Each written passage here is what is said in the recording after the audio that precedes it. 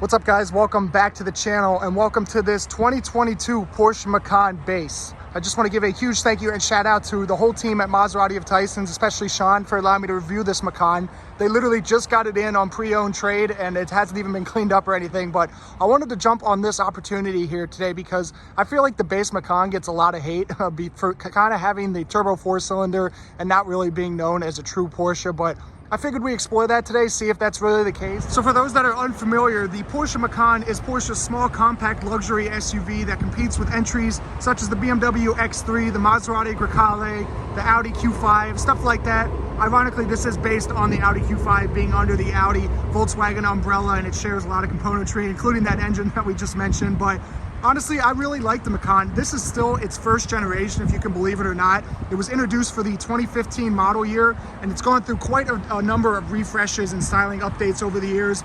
And if you guys are also familiar, Porsche just introduced the all-electric Macan, but due to kind of low demand of that car, this first generation is still going alongside on sale with that car, with the electric one simultaneously. So just kind of incredible. That shows the longevity and popularity of this car. This one is pretty nicely optioned. You honestly really wouldn't be able to tell that this is the base model Macan, as it has the 21-inch kind of RS Spider style wheels. I believe these are the standard wheels on like the GTS and the higher trim models.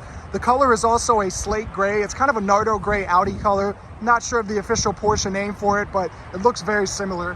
For the 2022 model year, the Macan did receive a little bit of a refresh. You can see this kind of lower front section right here in this kind of black plastic trim that runs all the way kind of underneath. I think that was a new addition. You also had the updated full LED headlights with the kind of Porsche point look under the hood of the base model Macan. And before we look at that, one of the other design elements I really like on these cars is that the hood actually has cutouts for the headlights that stay put when you raise it up. So nice design element there. But this is the EA888 2-liter turbocharged inline 4-cylinder from the Volkswagen Audi family. It makes 261 horsepower and 295 foot-pounds of torque. It is connected to Porsche's 7-speed dual-clutch PDK automatic transmission.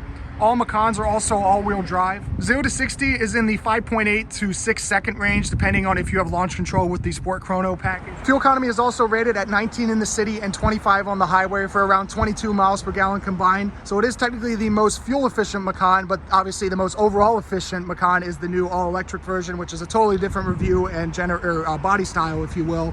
As you would expect, there's a ton of different other performance options and engines available. There's the Macan S, the Macan GTS, the Macan Turbo with V6 engines and over 450 horsepower. Like I mentioned, again, this one has the optional kind of GTS or Spider design wheels, 21 inches. You also have massive brakes behind there. I think those are actually the standard calipers for even this Macan, this base model. You can get even bigger kind of units for the Turbo and the GTS models, but still very impressive nonetheless. I've always liked on these Macans this kind of mirror design element where the air can kind of get channeled through that element, if you will. I believe for 2022, this was another addition, this kind of black plastic cladding. Not my favorite design element, and I hope that that can actually be optioned out. The 22 model year refresh also gave this full light bar at the rear with the updated 4-point LED taillights and the Porsche kind of script right there. It's a little bit hidden. I think on the newest Macans, that's actually backlit as well. This one is also debadged, so you can't actually tell which model this is, which is nice. You also have the dual exhaust pipes down below for the 4-cylinder engine. Trunk space on the Macan is actually below average. Actually, to open it, there's this button right here under the rear windshield wiper that I do like. But you only have around 17 cubic feet of storage back here with the rear seats folded up and around 52 with them folded down. I think that's quite a few cubic feet, if you will, smaller than like the X3 and the GLC and stuff like that. The rear seat of the Macan is also not too spacious. Like I said, this rides on the MLB platform, which is the same platform that they use as the Audi Q5. So if you're familiar with that car, you'll kind of know how big this is on the inside. The back seat is, like I said, a little bit small. It's easy to get into, but if you're over 6 feet tall, you are going to struggle to find room. My legs are hitting the back of the seat, and this is kind of moved a little bit forward of a driving position, even compared to maybe someone else. So you do have some climate control back here as well with the temperature and heated rear seats, but it is a little bit tight, like I said, and headroom as well. My head is kind of brushing the ceiling. Let's go ahead and hop in the car, and before we do so, show you guys the key. It is the traditional kind of Porsche car style key, if you will. So you have the Porsche crest, the unlock, the lock, and the trunk release. This car also has smart key access. There's this little indent right there you can press in to lock and just grab behind the handle to unlock. And this one is finished in the standard black kind of leather interior. I'm not sure if it's full leather. You do have some stitching on the armrest here and some piano black trim. These are the base seats, I believe, but they do have heating and ventilation, and I think 8 ways of adjustability. Like all Porsches, the ignition is on the left here. It's this smart key right here. You can just flick to the right to start.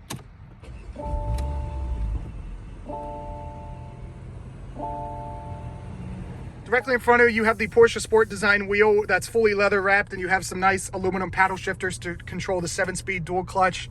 The gauge cluster is the traditional 3-pod layout as well. You have the tachometer right in the middle with the gear indicator and the speedometer. You have the analog speedometer on the left, and this scroll wheel you can use to customize the digital display on the right. You can see you can have some vehicle information, some navigation, radio information. Continuing over, you have the clock on top of the dashboard, but I don't think this car is optioned with the Sport Chrono package, which would turn that into a stopwatch, I believe. This is the 12-inch infotainment display. It is a full touchscreen. It's a little bit of the older design, but it still has the icons here on the left side that can help you go through the various menus. You do have Apple CarPlay, but I think it only takes up like half the screen. It's very similar to the system we have in our 2020 Panamera. Below that, you have the climate vents and the piano black trim, which I've talked about again in our Panamera that has the same design. I am not a fan of this whatsoever. Again, you can see all the fingerprints and scratches and watermarks and stuff like that. You do have kind of analog rocker switches right here, only for the fan control and the hazard switch, but other than that, everything else is kind of this black plastic haptic feedback thing, which I'm not a fan of. The other thing on this interior I'm not too sure about is the gear selector. It looks pretty self-explanatory. You can just put your finger on the top and drop it down into drive. There used to be like a separate section off to the left for manual mode, but in order to activate it now, you have to kind of hit one of the paddle shifters. But now I'm not exactly sure how to put it back into drive without kind of going into neutral and putting it back in that way. So yeah, I'm not really sure. A little bit confusing on that end. Up above you, you do have the controls for the interior ambient lighting and the garage home link. You also have the controls for the massive dual moonroof right here, which looks very nice. But outside of that, guys, that basically concludes the interior and exterior tour of the Macan. It is obviously a very nice place to be. It feels built really well, but it's dated in terms of like the technology and stuff like that. And some of these design choices with the piano black, I'm not a huge fan of. And I think the all-electric Macan does rectify that a lot with the dual displays and everything. And I hope that the next gas Macan also takes a lot of inspiration from that as well. But with that being said, let's go ahead and set the cameras up and take this Macan for a quick test drive. All right, guys, welcome to the inside of the base model Porsche Macan here. And I kind of just wanted to ask the question in this video, is this car worthy of the Porsche badge? I know this car gets a lot of criticism for being very expensive, for only offering a 4-cylinder engine and one that's derived from the Volkswagen Audi group. But I would offer a bit of the contrary in that this is one of the best turbocharged 4-cylinders on the market. This EA E888 engine has been renowned for its smoothness and efficiency and power delivery. And you know, already I can tell driving this car that it's very comfortable, very easy to live with, and the transmission is Porsche's 7-speed dual clutch, so it's going through the gears very quickly and efficiently as well. Ride on this car is also very nice. I don't think this has any adaptive dampers. It probably just has steel springs and stuff like that, but it's very compliant, you know, very easy to live with. And I think that, you know, it accomplishes the goal of this, you know, this SUV very well. You know, this isn't supposed to be the fastest Macan. If you want that, you can either get the all-electric one or you can get, you know, the turbo model or something like that. If you're looking for something that has like really nice style and a nice look and decent enough technology, you know, I'd say that this is a really nice offering. I would say buy it used though, because this thing, like I said, was very expensive when it was new. I think the problem that this car faced is that it was priced accordingly with the, you know, the BMW X3 and GLC in terms of them having the 6-cylinder motors, while this, you would be stuck with this 4-cylinder one and be down, you know, 100 horsepower or something. And I guess people would argue that you're paying for the Porsche badge and everything like that, like I said. So that's why this thing kind of gets the criticism that it does. And, you know, Porsche has never been the best with its pricing. They've always been very expensive cars with expensive options, but a lot of the times they make up for it in terms of driving dynamics. This car does have an auto hold feature, which is nice at stoplights. And if we go ahead and test out the acceleration here,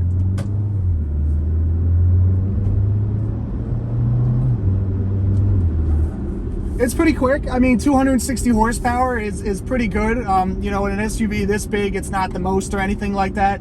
I think 0 to 60 is in like 6 seconds, like I said. And you're kind of, like I said, moving around a lot of weight. Nothing that's going to feel like dangerous merging onto the highway or something like that. But You know, I kind of wish this had a little bit more power, maybe closer to the 300 mark. The turn-in does feel really nice and well planted. There's not a ton of body roll or anything like that. You know, I said the ride felt great, but it's not too stiff. But even so, the dampers do a really nice job of kind of bringing this thing through corners nicely. Turning circle is also really good as well. There's no four-wheel steering or anything on this car, but you know, it's a small compact SUV, so it's very maneuverable. The brakes, I will say, feel very, very strong. That's always been a Porsche trademark, and in this car, it feels no different. I mentioned how big the calipers are and stuff. I think they're probably like 6-piston Brembos or something up at the front. So really nice performance there, and I don't think even like an X3 or GLC offers anywhere close to that unless you get like the X3M. So kudos to Porsche for sticking with a really nice performance brake system here. But outside of that, guys, that basically wraps up the quick test drive on the Macan here. I do like this thing a lot. You know, I probably personally wouldn't get the base model. I'd maybe spring for the S or something like that. And I still stand by to get this thing used and knock off some of that initial depreciation, because I do think that these were a little bit overpriced when they were new. Now they're a little bit more aligned with the market. But if you really want to maximize value, I understand, you know, potentially going for the X3, you know, M40 or something like that, and still saving maybe a little bit of money. But if you want the Porsche badge, if you want, you know, the really nice build quality and, you know, stuff like that, then I still think that this is a really nice option. Well, guys, I hope you enjoyed this quick review and test drive of this 2022 base model Porsche Macan. Once again, huge thank you and shout out to Maserati of Tysons for allowing me to film this car. I'll have all their contact information in the description box below. But if you did enjoy this video, please be sure to drop a like and subscribe for a ton of great content coming very soon. And I'll catch you in the next one.